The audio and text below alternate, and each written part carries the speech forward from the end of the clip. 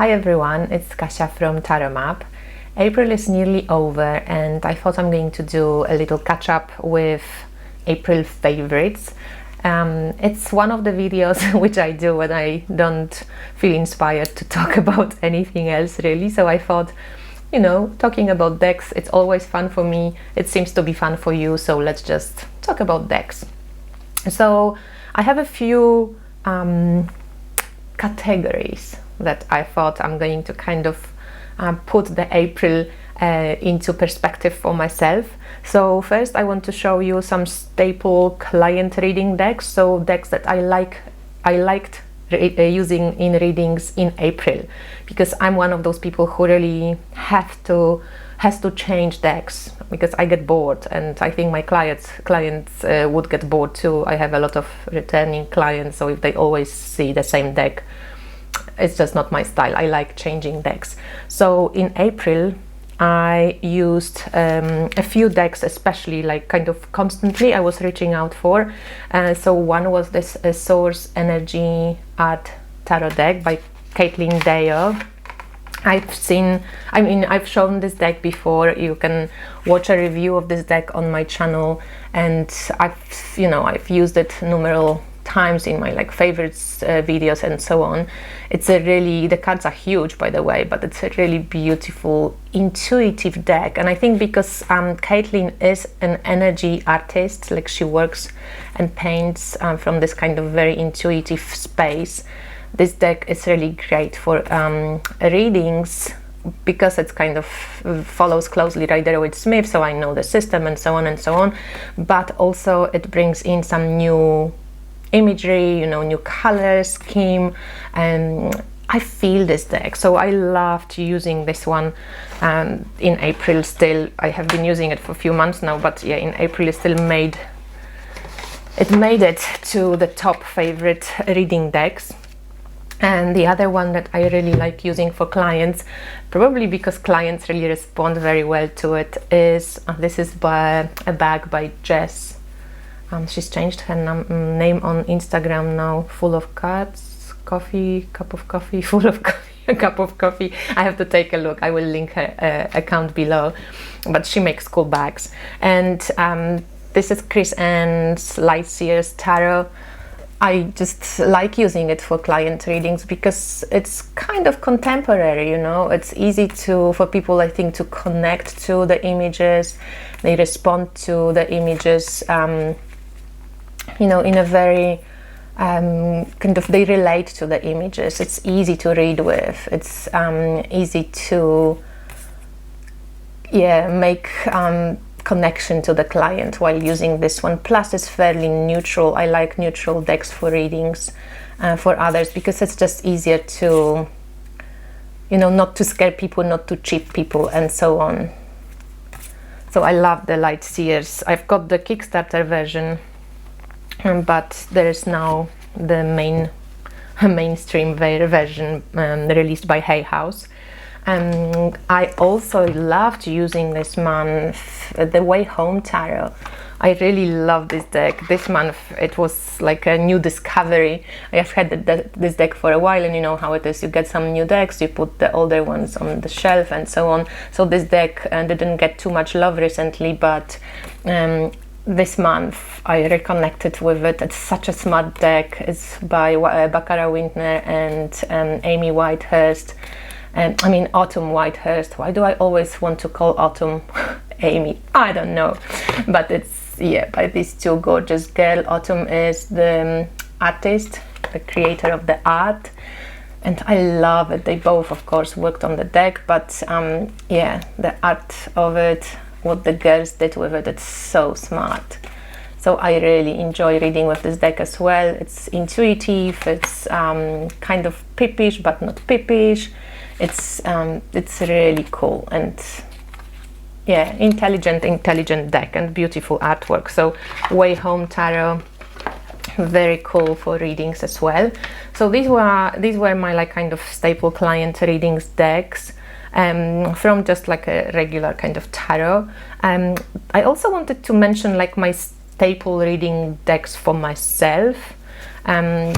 and some oracle decks that are staple reading oracle decks for clients. So this is the Forest of Precious Twigs and the Wistar Oracle. I mixed them both together, so it's a one big mama of a deck, and this deck is just incredible. It's really, whatever Trisha wrote in the back, it always seems to be spot on for people. It's very kind of I don't know, awaken some emotions in people, you know, in readings. Also when I use it for myself, and the artwork is very kind of evocative, very beautiful. It's all nearly black and white with some haze of blues and stuff, but incredible images and very healing, beautiful deck. And also another staple that I probably use in most of the readings is the Oracle of Initiation by Melissa Lucia, and she is working on the new art version of this deck. So this is a big deck, you know, the art version that's not available anymore. The tarot size is available and you can find it on Etsy shop.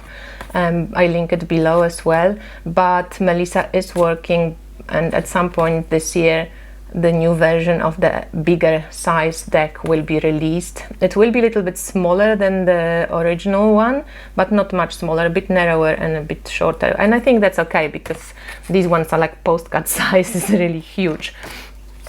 But anyway, this artwork really, I think, demands a bigger size. Even though the tarot version, it's really beautiful, and I got used to it when I didn't have this one, but yeah. And then another one is the Mysteries of Mary Tarot. So for me, this is like my holy deck, you know. I love using it for healing for myself, for checking up. Sometimes I pull one card, sometimes I do bigger, deeper readings, but also for clients I like to pull a card at the end, maybe. Depends if I feel, you know, intuitively drawn to. So I don't know, I just go with my intuition, and most of the people love it. So this was yeah, the kind of faith healing decks and faith staple reading decks. But to my favorite healing decks also I wanted to show a few oracle decks that this month were, not only this month but in general, the Rose Alchemy oracle deck I use a lot. And I love the roses. I work with them. I try to, you know, charge my water and kind of use them in ritual. And it's just, it's an amazing, amazing deck. So this is by Sandy. You can watch an interview with Sandy, and it's a healing deck and people love it. The book is great. I use usually in readings Sandy's book because it's really well describes just the properties or qualities of the roses. And it's written with such a soulful language. So this is a beautiful deck. Another one that I really love using, and this month I used it mostly for myself, but in other months, you know, I felt drawn to use it for clients too, is the Devas of Creation by Cilla Conway. And here a disclaimer, on this Wednesday, so today it's Tuesday, tomorrow I will be posting an interview I did with Cilla. I just recorded it on yesterday. We caught up with Cilla, and for the second time. We met before as well. There is an older interview that you can watch, but this interview I really urge you to watch. It's really fascinating, interesting. Cilla shares a lot of her process. She has created a few new decks, all of them still coming, you know. Some are finished, some are not finished, but she's talking about all of them, and she shows a few cards of each of them. So please take a look and enjoy this conversation, and it's very creative, inspiring conversation. I got fired up, so at some point I'm just like showing all my statues. You will see, it's really cool. So this was Devas of Creation and by Cilla Conway, and a really very beautiful deck. The other one that I really love is the Holistic Astrological cards by Karnitsor. So really cool, very well made. I love the paper and how it shuffles deck. Astrological cards, and very intuitive deck as well. So I love using this one. I think for now, in this month, it was definitely my favorite astrology deck, because of the artwork, colors, you know, the kind of idea behind it, how it all goes together, and how you can also get intuitive hits of the artwork. Really, really beautiful. So If you don't know this deck, there is an awesome interview with Karni about astrology and her approach to astrology. Karni has a school, and if you want to buy anything from Karni's school, you can go via my affiliate link.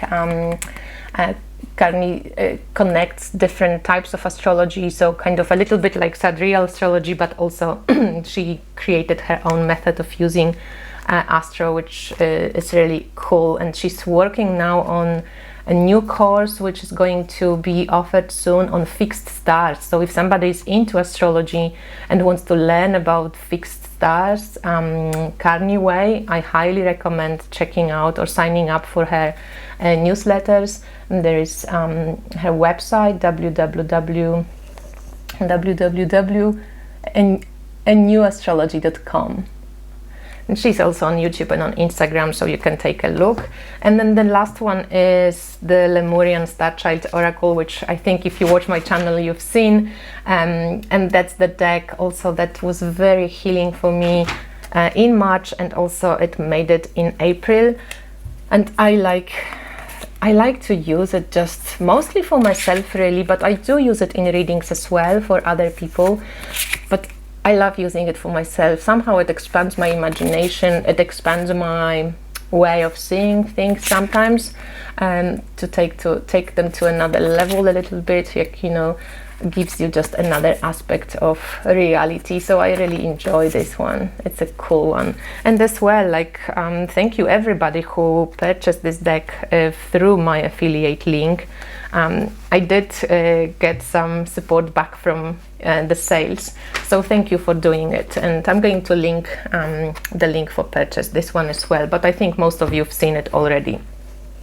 And then favorite pick-me-up decks, I thought. And for the pick-me-up decks, my favorite is the deck of character, and I did show it. It's the sweetest deck, the most funny deck. So you have the pile of characters, the pile of places, and the pile of tools, and you just, you know, pick one of each and you create sentences from all this, love goddess, all these three different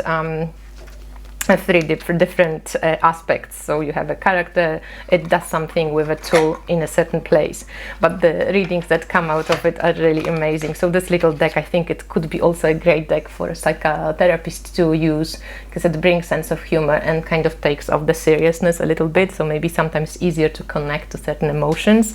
And the other pick-me-up deck is the Divine Feminine Oracle.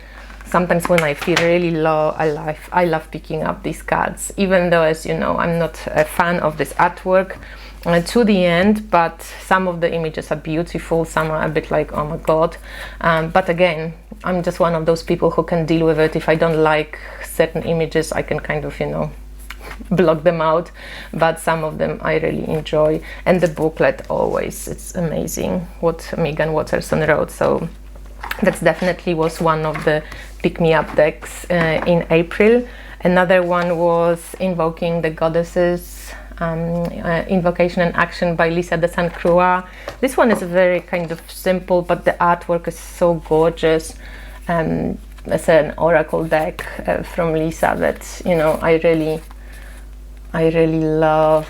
Sometimes just staring at the cards, the color, the goddesses, and then the action and the simple kind of description and the poem is on the other side.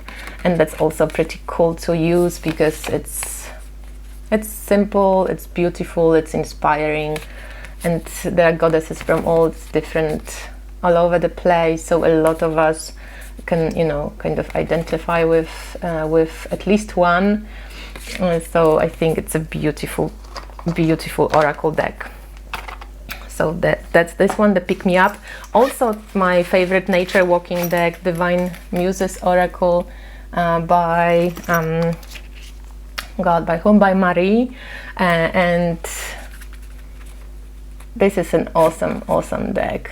I really love it. The book is great too, and I don't know why it picks me up. It's not like it's, you know, muted colors, but it always comes at the right place with the right message, and I really enjoy working with this deck, and especially take it out into nature.